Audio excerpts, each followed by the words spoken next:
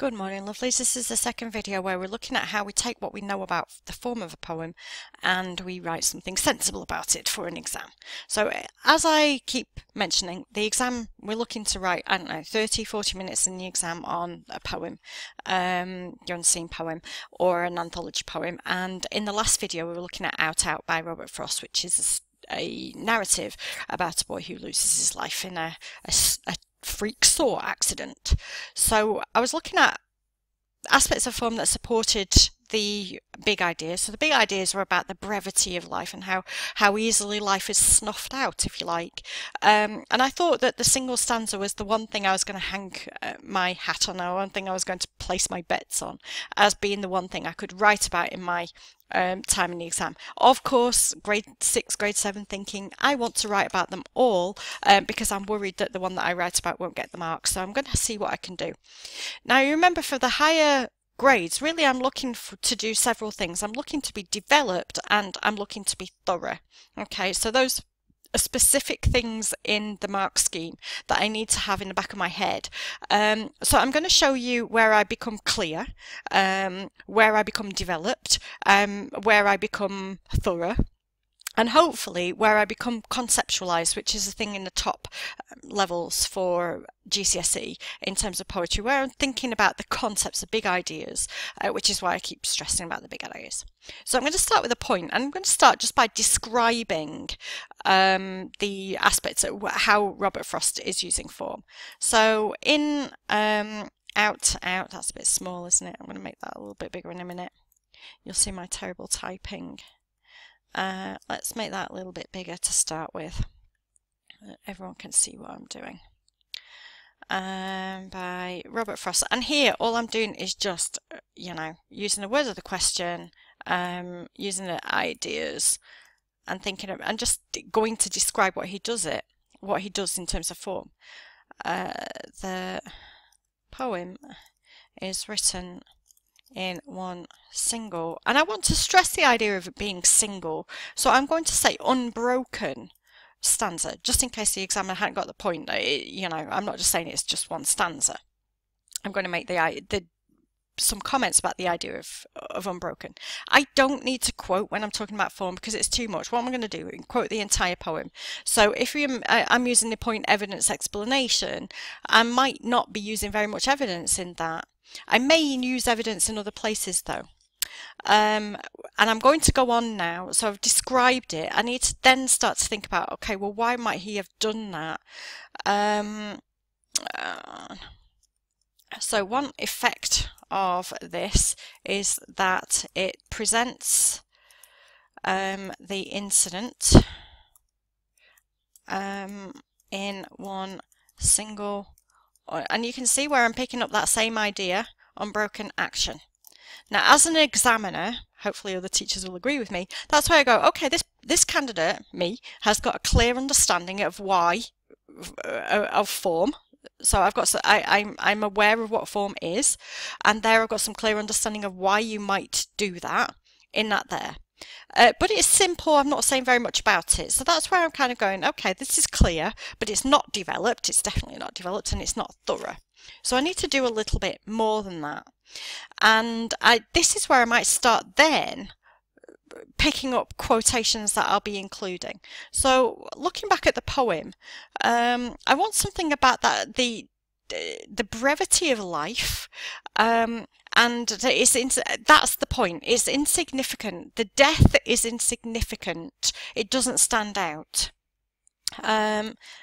So I'm actually going to break my own rules and say there are no breaks in the poem. See, I could have made the last part of the poem, I could have left that as a single line, like Imtiaz Darker does in Tissue and things like that. So think about those single line paragraphs. Caroline Duffy does it in Medusa. So lots of places where poets put things on a single line to conclude the poem, and this doesn't. So there are no breaks in the poem. The death, and I think this is going to be the quote that I'm going to use, little less nothing, and that ended it. Not even, I think that it's that, not even to mark the boy's eventual death,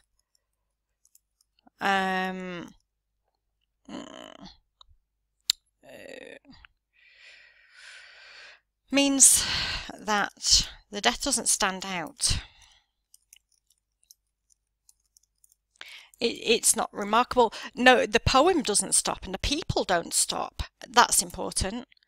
You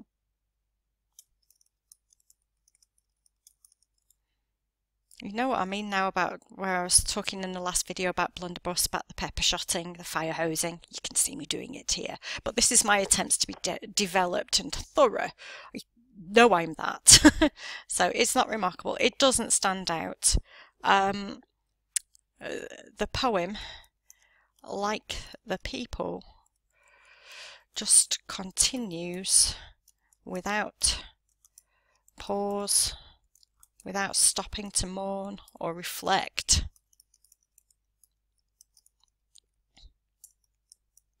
You know, he could have, I'm not going to write this, but he could have left a line break after, and that ended it. Dramatic pause for effect to allow you to reflect. And he doesn't. It just, life goes on.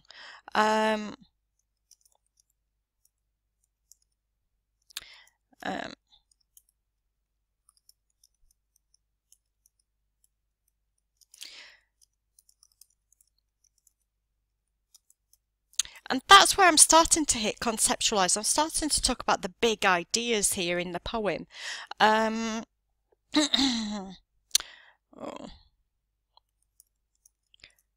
And this is where I can actually pick up a quote, I think. I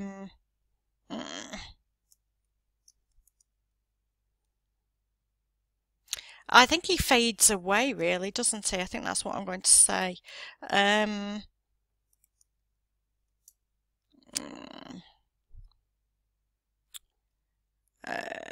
And you've got, I think, actually, this is a thing that I said in the other video.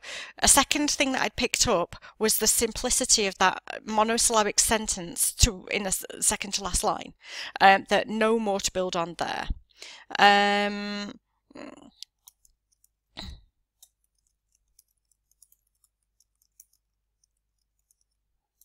And I do need a capital because I've got one. Build on there, full stop. The caesura, because that's what it is. It's only a caesura in poetry, not in prose.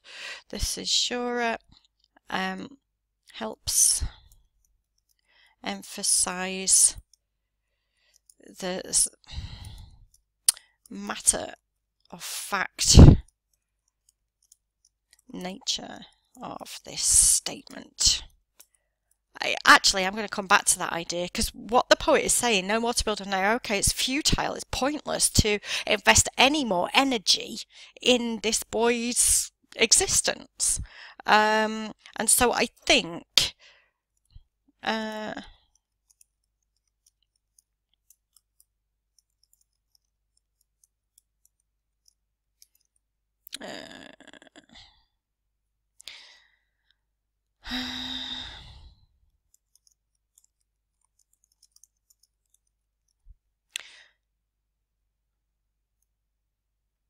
let's move that down.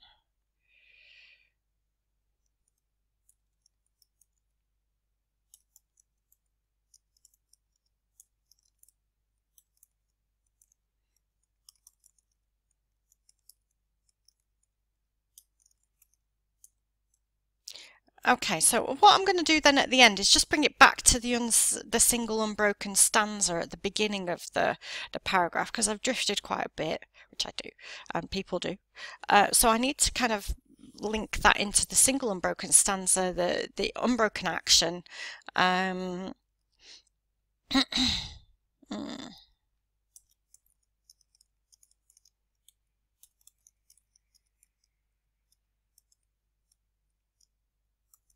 And for me, it's the unremarkable nature. You know, there's nothing to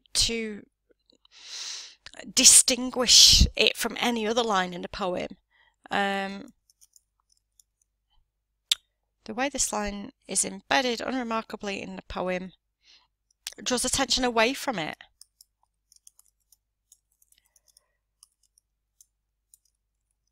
Yeah, from the boy's life and death. The poem just continues, just like people do. So I think that's where I've shown you how I moved up from that, as I said, would be what I would consider to be clear understanding of what the writer's doing. I'm starting there to develop, and that's where I become more developed. And then I'm starting to pick up on, starting to become conceptualized, and that's where I'm hitting those higher marks. Okay, so you can see me working through from clear right up to conceptualized there.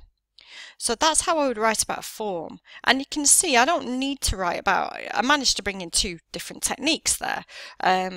Well, several actually, because I've got the caesura and the simplicity of the sentence at the end, although I didn't mention the monosyllables. But you can see there how I can write a paragraph about form and how that connects then to the big ideas. So if I'm picking out things to do with form, the single unbroken stanza, I've actually just kind of, you get the gist of me by now, repeating myself with the no breaks. Where else? The caesura, that's another aspect of form, so I've got plenty of terminology in here. And even though it's not a particular technique to say that something is embedded, it is. And then the rest of it, you can see where I'm talking about the effects of that, where I'm starting to talk about the single unbroken action. The death doesn't stand out. And then I go on and I've repeated myself there, so I can take that sentence out again.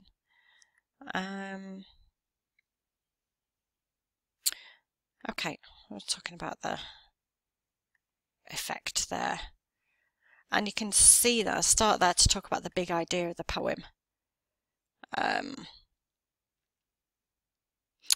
here I'm using this quotation to support what it is that I'm saying. Okay, so I'm using it to justify the comment that I've made, that, you know, don't bother getting yourself bogged down in life and death, just carry on. And a matter of fact, and you can see I'm talking now about the effect there. I'm going on to talk about effect there.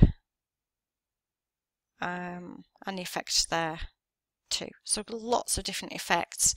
You can see too, I've got quite a lot of language that helps me do that. Even if it's fairly straightforward kind of language, like that, the means, the message seems to be that life just goes on. It helps emphasize. So look out for those little springboards that help you, that propel you, if you like, into explanation, because they're really going to help you explore your ideas in a little bit more detail. In the next videos tomorrow, we're going to be looking at a couple of anthology poems in terms of how do you revise the form of those 14, 15 anthology poems that you've got, in how do you prioritize what's important, because if, like me, you're getting bogged down with the minutiae, the nitty-gritty and the A-B rhyme schemes, whatever you've got, it can be a little bit of a challenge to think about what it is that's important about it and how that connects with the big ideas. So in the next 2 sessions tomorrow, we'll be looking at one from love and relationships, and we'll be looking at one from conflict for AQA. And we'll explore how the poets are using form to connect with the big ideas in those poems as well.